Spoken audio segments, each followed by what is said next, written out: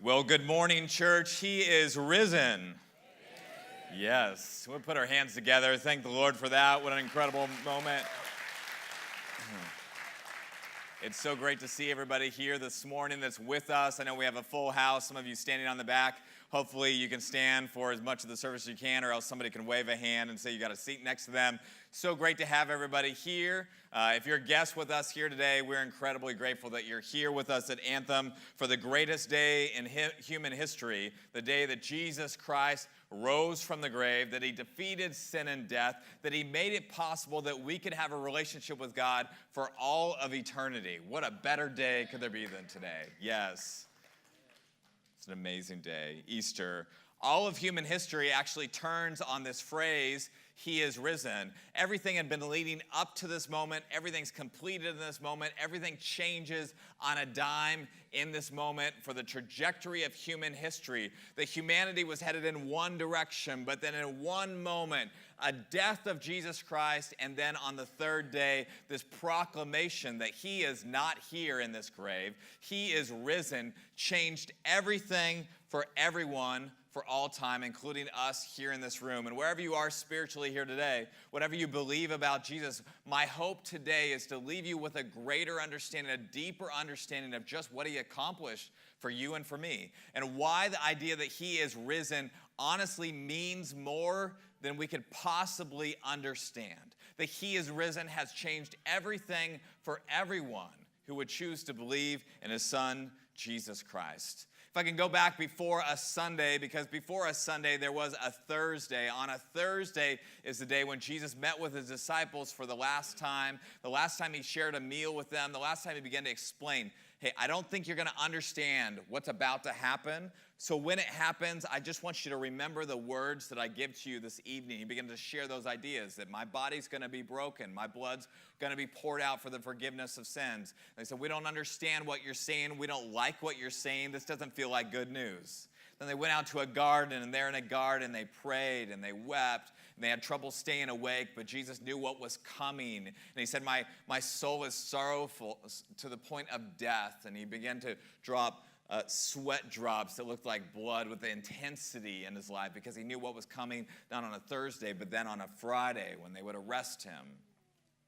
They would betray him. They would deny him. His closest friends would walk away from him. The very few would be left around him at the foot of the cross as he's crucified, his body laid upon that cross, nailed to that cross, lifted up to be mocked and to be ridiculed before all the people. And there upon that cross, he breathes his last breaths as his life is given up to the Father. And he accomplishes the payment for sin for humanity for all time. That's a Friday, though. On a Saturday, they waited in silence. Nothing's happening. They have no answers to their questions. They see this one that they thought was the Lord that they were following, the Messiah that they were following, who's now been crucified on the cross, treated as a criminal. And on a Saturday, they're silent. There's nothing happening. It doesn't seem like any hope is coming. That he had let this ideas that maybe on the third day he'd rise again, but they didn't understand that that was to be connected with this moment. They didn't even understand what that meant when he said it, even though he said it multiple times. And so on a Saturday, they waited in silence with questions in their heart, a lack of understanding inside of them, not knowing exactly what just happened, what it means, and what they were supposed to do about it in their own personal lives. And then, not on a Thursday or on a Friday or on a Saturday, but on a Sunday, the stone that was rolled in front of the tomb was rolled away. And this man who was crucified and thought that the finality to his life had come, he walked powerfully out of that grave in victory over everything that had bound him to that moment once and for all. A Thursday, a Friday, a Saturday, a Sunday, an empty tomb. In fact, that's what I want to talk about this morning. If you happen to have a Bible, we'll put it up on the screen here today. But if you happen to have a Bible, you can turn with me to Matthew chapter 28, verse 1 through 15.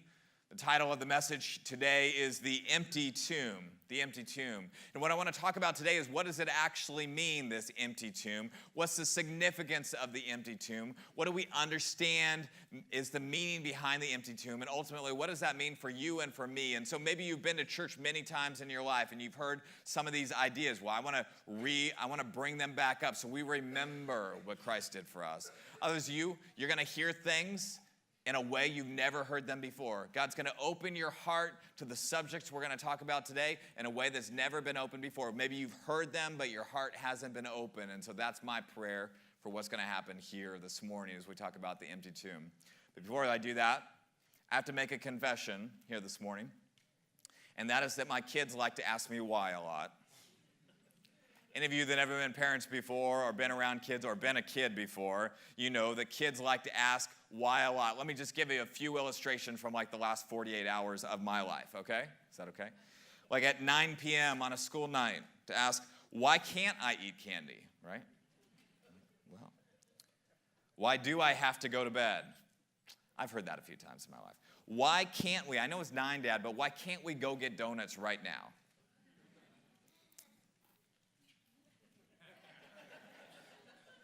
Why can't we get a dog tomorrow morning? And why can't we trade in our minivan for a Lamborghini? That's the greatest question. So many great why questions in our lives. Significance. Why is an important question? Why is a question that says, why does something have to happen? Why can't something different happen? And also it means, why does this matter? And that's what I want to talk about this morning. Why does the resurrection matter? What does the resurrection mean for all of us? How do we understand the resurrection? And what I want to do this morning is just offer us 4 ideas for us to wrestle with, to think about, to explore as a people here this morning. Reading from the resurrection story in Matthew 28. Matthew was a disciple of Jesus who walked with him, talked with him, was following after him, didn't expect that would lead to a crucifixion and a resurrection. And he recounts the story here in Matthew chapter 28, starting in verse 1. Here's the story. After the Sabbath, at dawn on the first day of the week, which would have been a Sunday, by the way, Mary Magdalene and the other Mary went to look at the tomb. There was a violent earthquake, for an angel of the Lord came down from heaven, and going to the tomb, rolled back the stone, and he sat on it. His appearance was like lightning, and his clothes were white as snow. And the guards were so afraid of them that they shook and became like dead men. The angel said to the women, "Do not be afraid, for I know that you are looking for Jesus, who was crucified. He is not here. He has risen just as he said. Come and see the place where he lay. Then go quickly and tell his disciples, he has risen from the dead and is going on ahead of you into Galilee. There you will see him. Now I have told you." So the women, they hurried away from the tomb, afraid, yet filled with joy, and ran to tell his disciples. Suddenly Jesus met them. "Greetings," he said, and they came to him, clasped his feet, and they worshiped him. Then Jesus said to them, "Do not be afraid. Go and tell my brothers and go to Galilee. There they will see me." While the women were on their way, some of the guards went into the city and reported to the chief priests everything that had happened.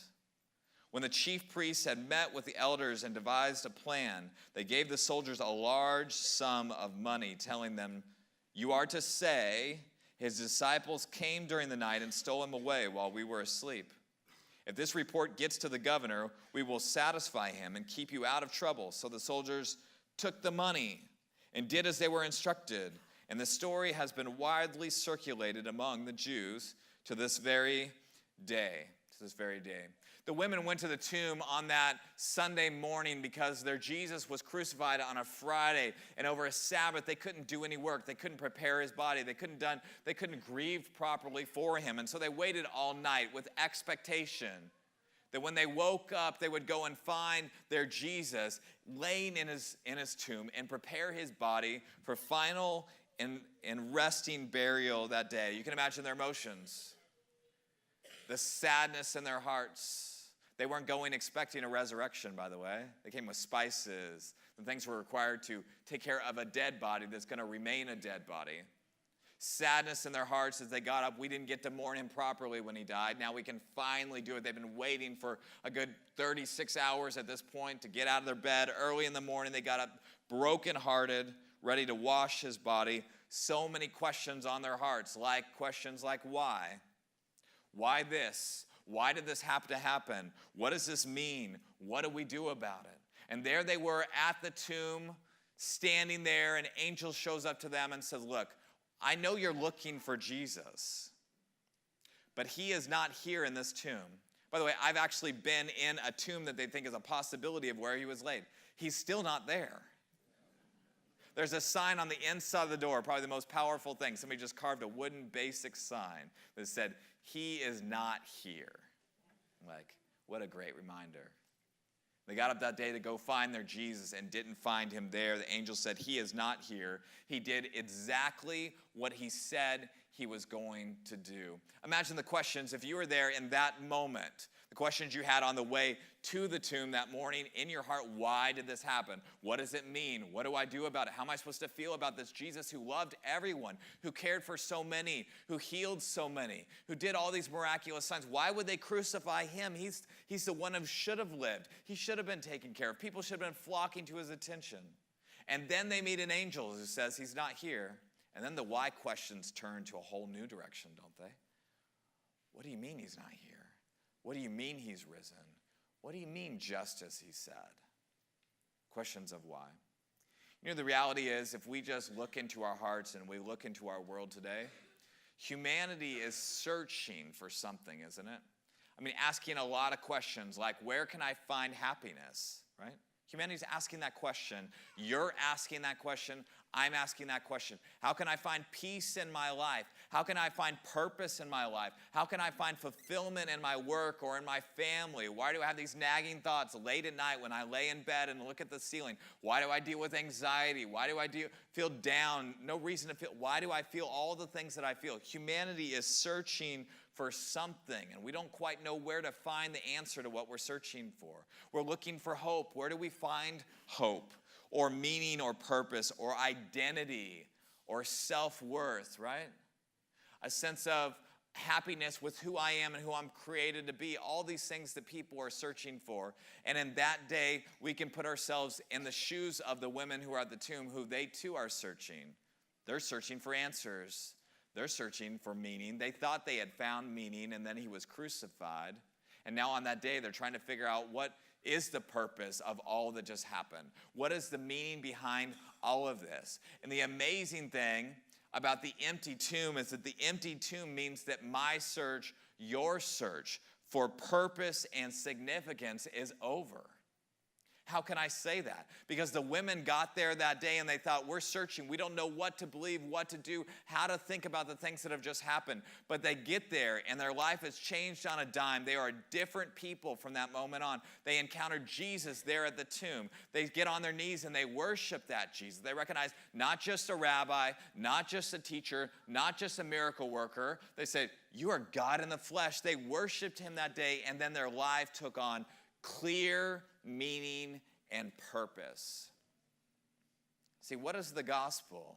What is this message of Jesus? The message of Jesus is that inside of humanity there is a search to find meaning and purpose into the questions that are deep inside of our souls about what is my life measuring up to? What is life all supposed to be about? And Jesus, through his death and his resurrection, he brought clarity to the questions in our heart. And he said, your search is over. Meaning, it hasn't come to an end with no answer.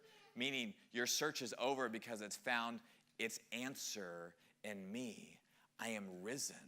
I am Lord Jesus. I am the King of Kings. I am the Lord of Lords. I am the Alpha. I am the Omega. I am your Savior and your Lord. I've come to forgive you and to save you and bring you into a relationship with God for all of eternity. And I don't know about you, but that search, that emptiness that's inside of me, that's inside of you, I find great hope that has found its answer in the person of Jesus. which doesn't mean I don't have my wandering thoughts, doesn't mean you don't have your wandering thoughts or your moments of weakness or sadness or depression or anxiety. It doesn't mean you don't have those moments, but it means my search to try to figure out what I'm actually looking for has been found in the person of Jesus. And the person of Jesus is what I was made for from the very beginning. That is great news. And the women that day came with questions. Why this? Why'd that happen? What does this mean? How are we supposed to understand it? And then they encountered Jesus, and their questions began to be answered in that moment. Their searching was over. And the same is true for us. The empty tomb means that my search for purpose and significance is over. That's the beginning of what we learned from the empty tomb. The second is this. The empty tomb means that the power of sin, shame, and guilt has been defeated. The power of sin and shame and guilt has been defeated. When Jesus went to that cross and he gave his body and he gave his blood, it's because he knew that was inside of us was separating us from a relationship with God. That's what we understand. That's what the Bible teaches. That's what we understand the whole meaning of the cross to be.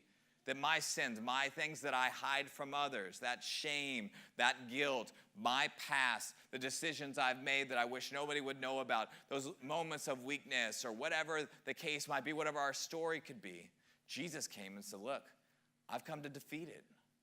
I've come to rescue you from sin, yes, from everything we've done wrong in our life, from shame, that sense that I need to hide from God or hide from other people. I don't need to hide anymore.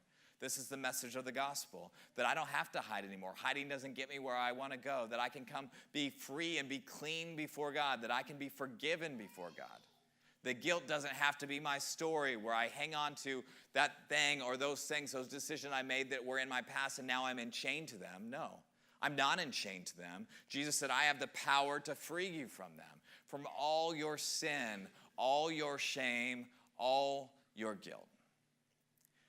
See, that's the basic problem that humans have from the very beginning. We have an Adam and Eve. If you go all the way back to the beginning of the story, what happens, Adam and Eve made the decision to rebel against God, to do the one thing, by the way.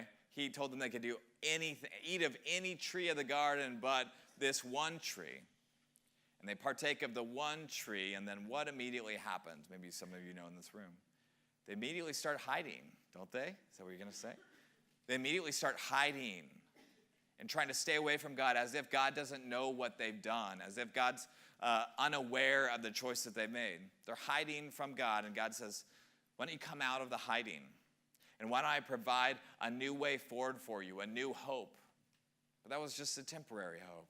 He knew that he was going to have to send Jesus to a cross to provide a permanent hope, to say to humanity, let's all come out of hiding. We don't need to hide any longer. We don't need to be stuck in our shame, in our guilt, and be trapped in our sin. We can be free of all of it. The empty tomb that day when they went to it and they saw that Jesus not only was crucified, but he had rose again, they went, wow, he's powerful, right?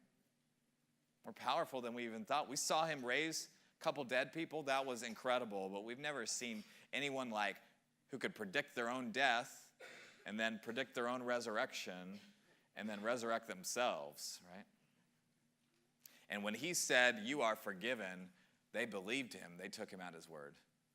When he said to them, your shame and your guilt has been washed away, that you're clean, you can be white as snow, your heart can be cleansed of everything that's ever happened to you or that you've done on your own, they believed him.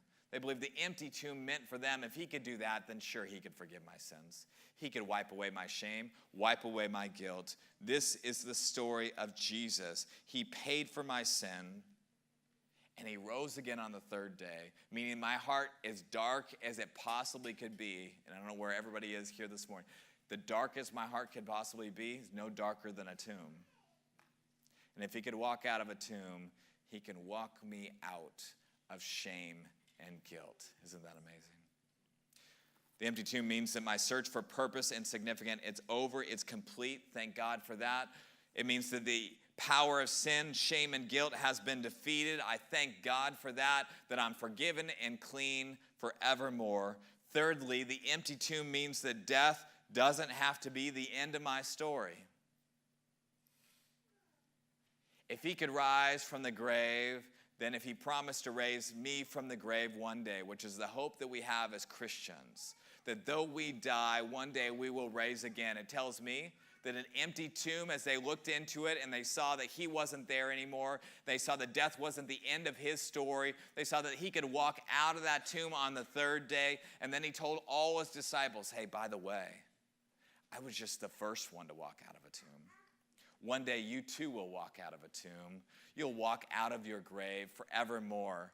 They're like, really? Us too? Yes, I was raised from the dead to be the first to raise from the dead, but there's going to be many after me that are going to do the exact same thing. And he could tell them, look, death isn't going to be the end of your story. And we've all been to funerals, haven't we? We've all been to those moments. I've been part of a number of funerals in my life.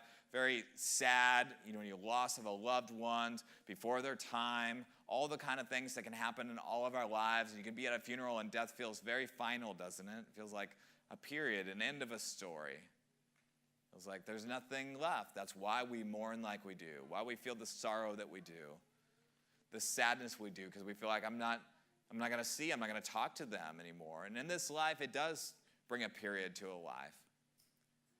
But the empty tomb tells us that our end of our story, if we're in Christ Jesus here today, hear me, if you have a relationship with Jesus, if you begin a relationship with Jesus, if you choose to follow Jesus with your life, it says that the end of your story doesn't end in death. The end of your story follows death, but it ends in life. And not just a little bit more life, like a few years tacked on, like we're praying at the bed of a loved one who's in the hospital. We're just heal them. And we're praying really for a few more days, months, years with that loved one. That's really all that we're really praying for.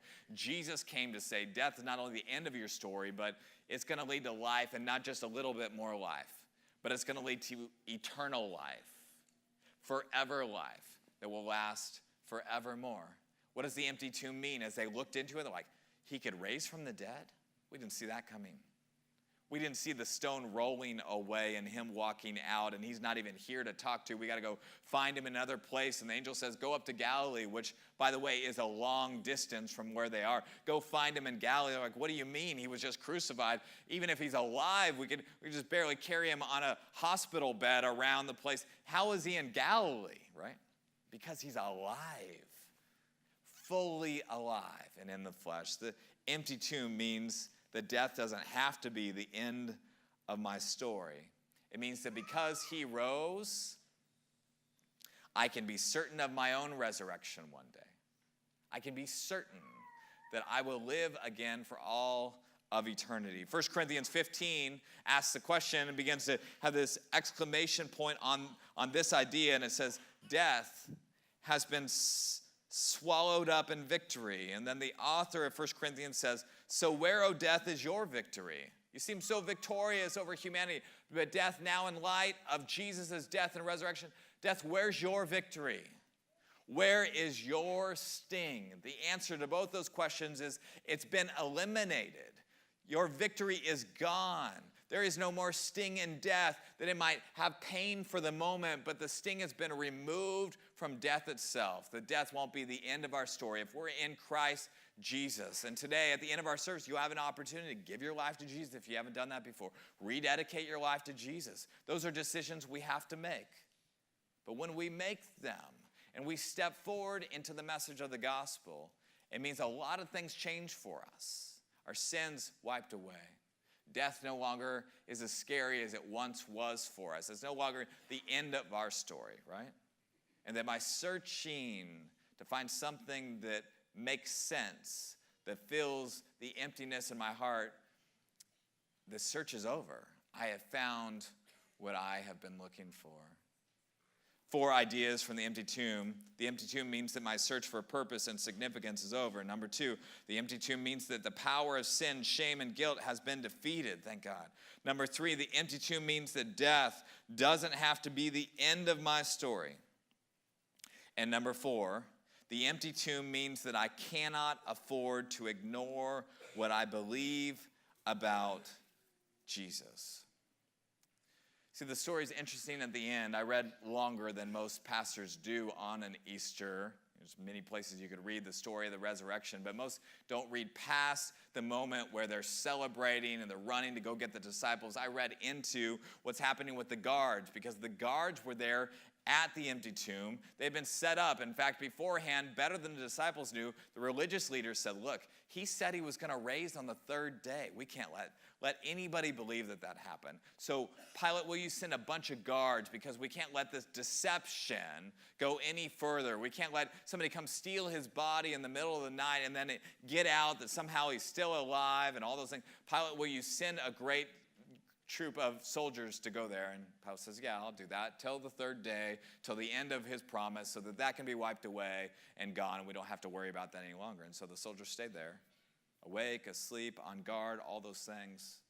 The angel came, says there was a great earthquake. His appearance was like lightning. He went to the tomb, he rolled back the stone, and the guards were so afraid of him that they shook and became like dead men. This is what happened to them as they encountered this moment that happened that day.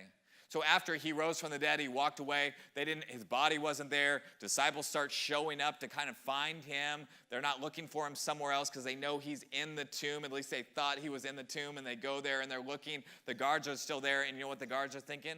We're in deep trouble. Because it's the third day. He said he was going to raise on the third day. We were only hired to be here through the third day. And here it is, the third day, and we've lost the body. The disciples are showing up. They're starting to say, we think he's walking around. We think he's somewhere here in Israel, right? They're like, we're in deep trouble. So they go back to the ones who had hired him and to these religious leaders. And it says, while the women were on their way, some of the guards went into the city and reported to the chief priests everything that had happened. Meaning, they said there was an earthquake and angels showed up. The stone was rolled away. We don't know how that happened, because the women who showed up later couldn't have rolled the stone away. I mean, they didn't sneak past us. They began to recount all these details. You can imagine this, maybe 10, 20 guys are like, yeah, and then this happened, and then this happened. And the next person like, and then this happened, and this happened. They keep having this conversation, explaining it to the religious leaders that day. And it says, verse 12, when the chief priests had met with elders, so then they huddled, what do we do? It says they devised a plan. I just feel like it's so sinister, that phrase. They devised a plan, and they gave the soldiers a large sum of money. You know what a large sum of money is? It's a bribe. We're going to pay you to say what we're going to tell you to say. And if you don't do what we tell you to do, don't say what we tell you to say, then maybe your fate will be like the man who was crucified, who you saw buried there. Gave him a large sum of money, telling them, you are to say, his disciples came during the night and stole him away while we were asleep. They know it's not true. They just told the whole story. They know what happened. We weren't asleep. We were encountered by an angel. We can't explain it. It caught us off guard. We shook like dead men, right? They said, if this report gets to the governor, we will satisfy him and keep you out of trouble. So the soldiers took the money and did as they were instructed, and this story has been widely circulated among the Jews to this very day. The empty tomb created great conflict and decisions for a lot of people that day. It wasn't just like a historical thing that happened. Oh, that's great. Let's build a museum. Let's talk about it, right? It created a lot of problems for a lot of people. Namely those who crucified him and wanted him dead and say he's just a man, and not just a man, he's a blasphemer who's claiming to be God. How dare him claim to be God? We can't let him claim to be God any longer. We got to do away with this man. We've got to shut him up. We've got to shut him down. And they began to say, let's kill him. Let's kill this other man he raised from the dead, Lazarus. Let's go shut down all the disciples. Let's get in their face. Didn't you walk with him? Didn't you talk with them? They're going to run for the hills. We're going to shut this down right here and bring finality to this man's message that's changing the whole world. Created a lot of conflict when they encountered an empty tomb. They said, we can't believe in an empty tomb, at least not an empty tomb of Jesus' power. We can only believe in an empty tomb of human power, of what humans did. And they devised a plan. It's like a fork in the road. And the soldiers had a choice to make too. And they chose to take the bribe instead of believe the truth that day.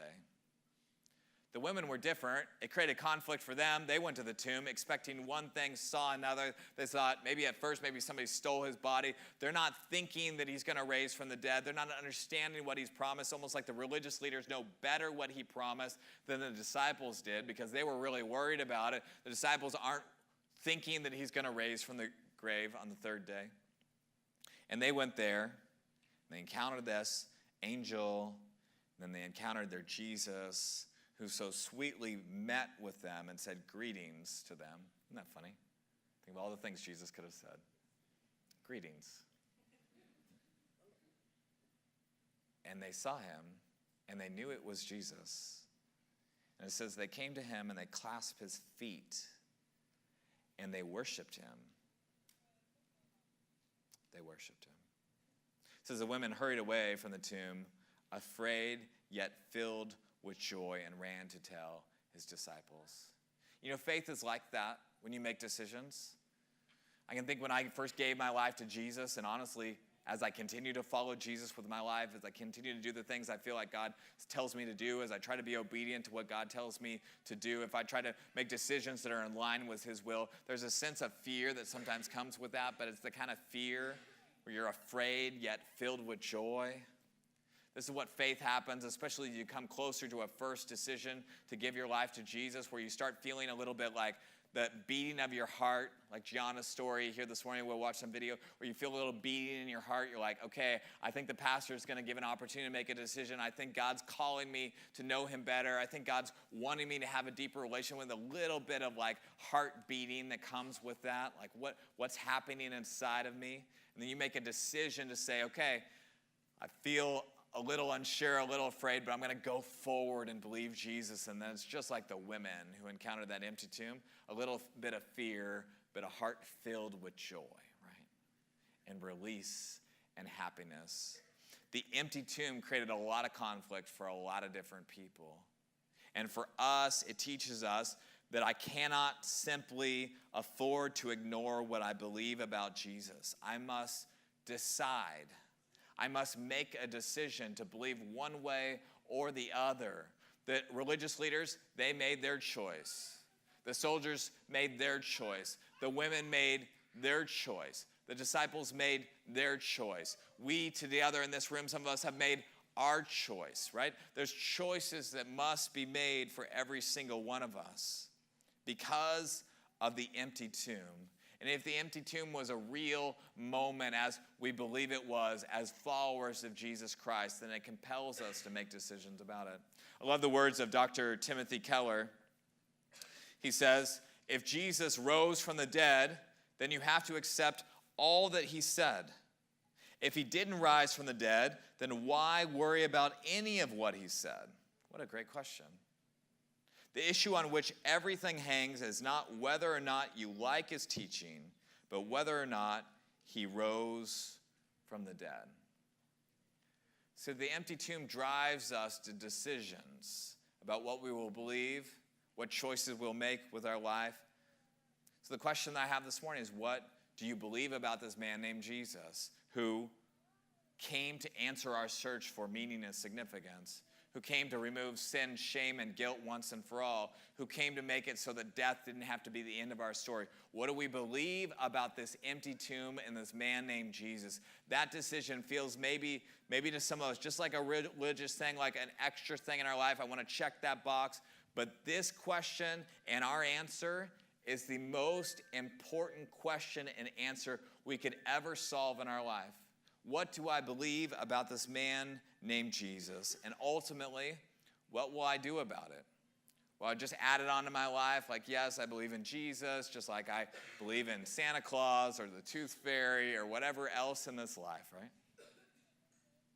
Or will I believe in him in such a way that it changes the way I live It changes the way I treat people. It changes my priorities. It changes the way I spend my time. It changes the way I spend my money. It changes the way I treat those who stand against me. It changes the way that I wake up every day and think about the purpose of my life. It changes what I stop looking for answers in and start pointing my hopes and my aspirations towards my relationship with Jesus, right?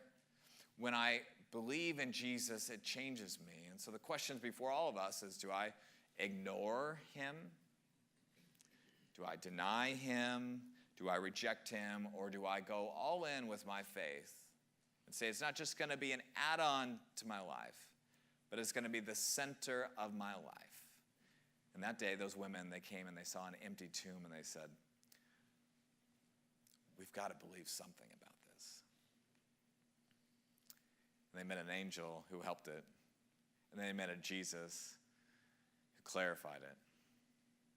But we're in the same story.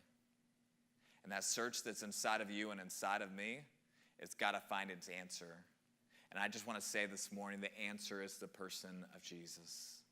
He's it. It's only, ever, always Jesus. He is the answer. And that shame that I feel from time to time, or that guilt, or that part of me that feels like I don't want anybody to see the real me or see that hidden part of me, Jesus said, look, all that can come into the open. You don't have to fear that. I know it. I see it. It's not a surprise to me, and I love you anyway. I love you anyway. And that death, it's going to come into your life. You're human. Death is part of this broken world. But death won't be the end of your story if you're in me. He is risen. He's not in that grave anymore. That tomb is empty. And what does it mean for us? It means everything. Everything. And more. Let's stand to our feet here this morning. As you do, I want to say to you, the gospel is for you. The gospel is for you. Jesus' love and care, the gospel is for you and for me. Jesus rose from the grave partially just because the death couldn't hold him down. I mean, at the end of the day, death couldn't hold him down. But in addition to that, he did it for us to say, I have conquered on your behalf. Why are we gathered here, and why are billions, by the way, it's billions of Christians around the world right now in this moment gathering in places to lift up the person of Jesus? Why does everybody show up to a moment to celebrate Jesus? Because Jesus did something humans could not do for themselves. He fixed something that I couldn't fix, something that was broken inside of me that I couldn't do anything about. And he came and he did it of his own free will, of his own decision, of his own premeditation. He came, left heaven for earth, and said, yeah, nail me to that cross. I will take that cross willingly so that I can free a people so one day they too can run out of their grave. Yes? This is the gospel. And I don't know where everybody is spiritually here this morning, but hey, this is your moment. You must decide. If Jesus rose from the dead, if the tomb was empty, you must decide what to believe. If he walked out of the tomb, then don't give yourself to lesser things. If he didn't walk out of the tomb, then why are any of us here? What's the point? I, for one, believe he walked out of that grave. And history proves that a lot of people who are around believe the same thing and then were willing to give their lives for that message, which proves how deeply they believed it as well. This is the message of the gospel. We're going to pray in just a moment.